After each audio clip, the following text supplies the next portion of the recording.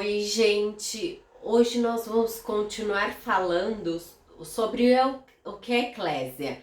Na Bíblia, a palavra eclésia significa chamado para fora. Quando nós falamos de Mateus 16, do 17 ao 18, então nós vimos que o mestre ele estava dialogando com Pedro e foi conceber uma assembleia feita pelo cidadão do reino dos céus. A estrutura de eclésia ser reinaugurada deveria ser solidificada na afirmação que Jesus era o único Filho de Deus e ele era o unigênito. Logo, quando membros enviados pelo rei, os discípulos eles assumem a responsabilidade de cumprir as suas ordenanças e suas vontades, propagando a cultura deste reino em outros povos. No entanto, é necessário notar que a igreja não foi criada antes do reino. Pelo contrário, o propósito da eclésia é servir como centro de expressão da cultura do reino celeste. Sendo assim, nós entendemos que neste mundo nós somos apenas uma parcela da real representação do reino. A responsabilidade é que o reino de Deus já existia antes da eclesia, ele é maior do que a eclesia e a eclesia tem que entender que nós somos simplesmente facilitadores, nós somos veículos, nós somos embaixadores deste reino aqui na terra. A eclesia não tem a manifestação plena e total do reino de Deus. Bom, agora que nós já sabemos o que é eclesia, o importante é nós entendermos o porquê da eclesia. Agora, qual é o intuito da igreja? Porque Jesus, ele vê a necessidade de ter uma igreja. Se o reino de Deus já existe antes da igreja, e Jesus, ele veio inaugurar o reino de Deus aqui na terra. Se a gente entende que aquilo que Adão interrompeu em Gênesis 3, Jesus vem para continuar até a segunda vinda dele, quando ele vem trazer o reino na sua plenitude. Então a gente não precisa da igreja, porque quando nós somos discípulos do rei, nós somos discípulos do reino, mas porque nós somos parte da igreja. Porque a igreja vem, de acordo com Paulo em Efésios 2, ela vem fundamentada em cima dos apóstolos, profetas, para equipar os santos. Efésios 2, do 19,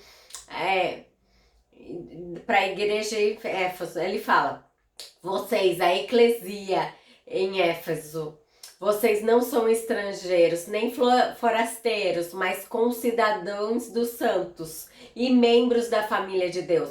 Agora eu quero passar um tempinho só falando o que é concidadão dos santos e membros da família de Deus. O que ele está querendo dizer é que nós não somos mais pessoas que pertencemos a uma terra aqui, nesse globo terrestre, numa nação, numa tribo terrena. Fisicamente, sim. Fisicamente, nós temos um passaporte da onde você nasceu. Mas uma vez que você está em Cristo, o Rei dos Reis, você se torna um concidadão dos santos ou da família dele. Você se torna um cidadão do reino dele, um cidadão do reino de Deus.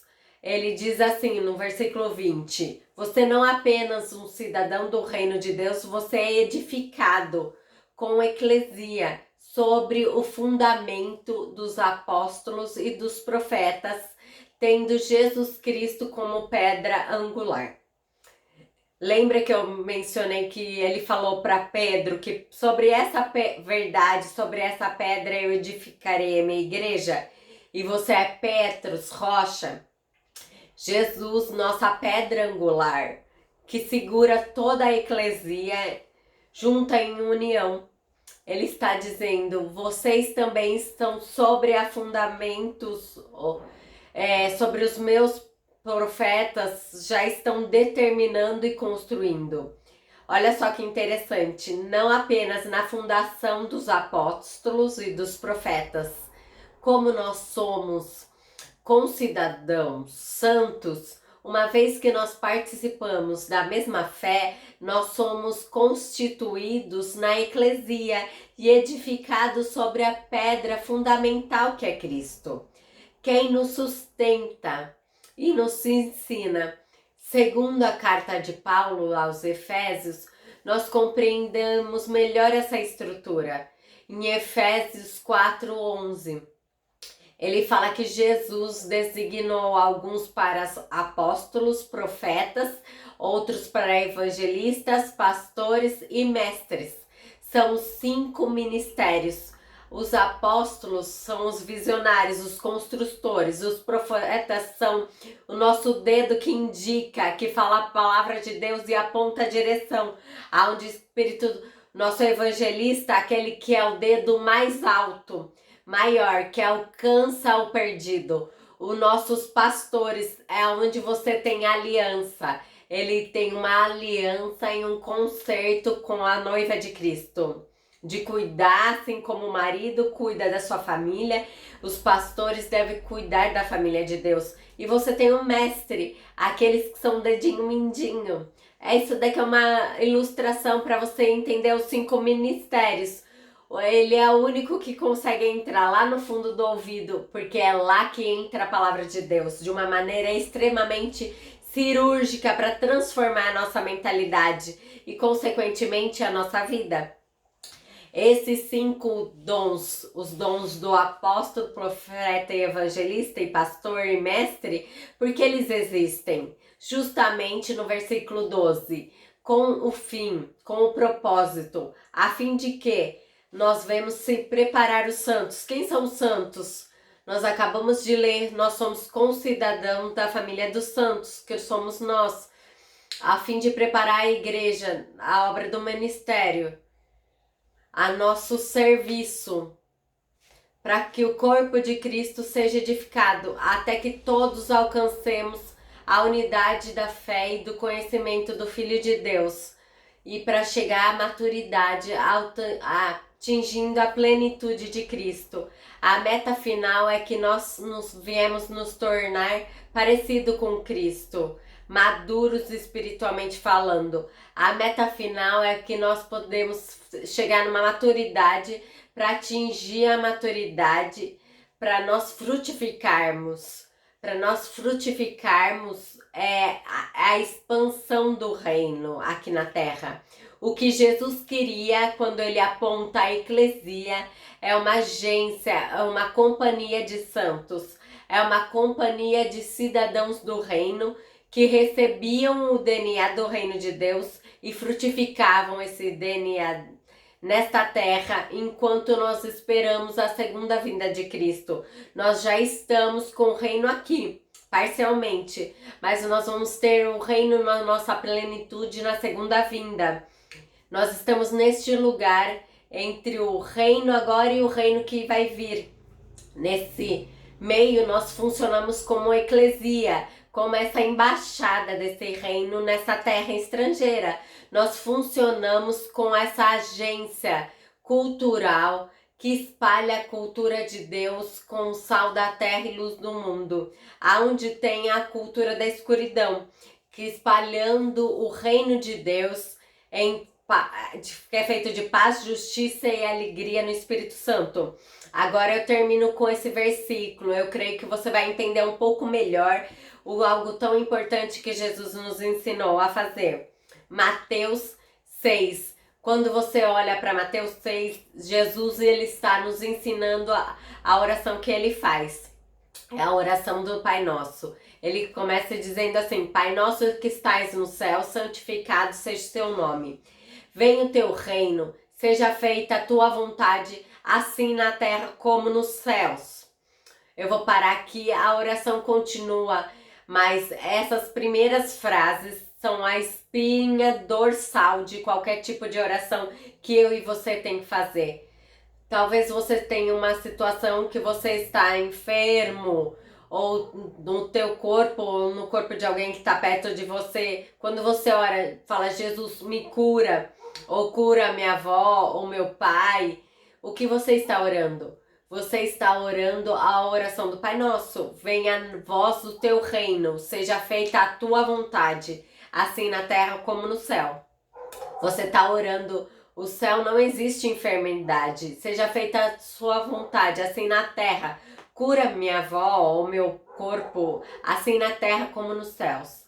Então, se você está num lugar de falta de financeira, tudo que você está pedindo é traz aquele dinheiro que eu preciso para pagar minha faculdade, esse empréstimo, pai. No céu não existe falta.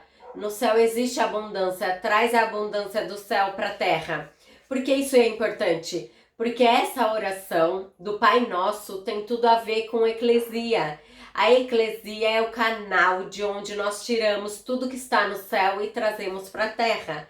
Por isso que a igreja precisa ser equipada, para ela ministrar a paz, a justiça e a alegria. A igreja, ela vem para dentro de um culto, num prédio, dentro de 4 paredes, para ser treinada, para ser equipada, para ser mobilizada e entender melhor a nossa constituição como cidadão do reino de Deus. Para quê? Para sair daquelas portas e de segunda a sexta ou de segunda a sábado fazer a obra do reino e trazer o céu na terra. Assim na terra como no céu. É isso que Jesus está esperando em nós. Como eclesia, nós entrarmos aonde nós estivermos trabalhando, estudando, ou aonde a gente vive, ou aonde você está. Aonde existe muita corrupção, às vezes você está num lugar. Você vai levar a justiça de Deus. Às vezes existe muita violência. Você vai levar a paz. Talvez você está tratando pacientes com depressão. Você vai levar alegria. Então nós, eclesia, somos equipados para continuar a levar a realidade, a verdade do reino. A nossa influência não é ser igual ao mundo. Reside na diferença que nós trazemos para o mundo. A palavra diz que nós somos sal da terra e luz do mundo. Aonde não tem sabor, nós somos o sabor. Aonde tem escuridão, nós somos a luz. A eclesia é responsável para representar o reino de Deus aqui nessa terra. Deus te abençoe. Dê um like, se inscreva no nosso canal. Até!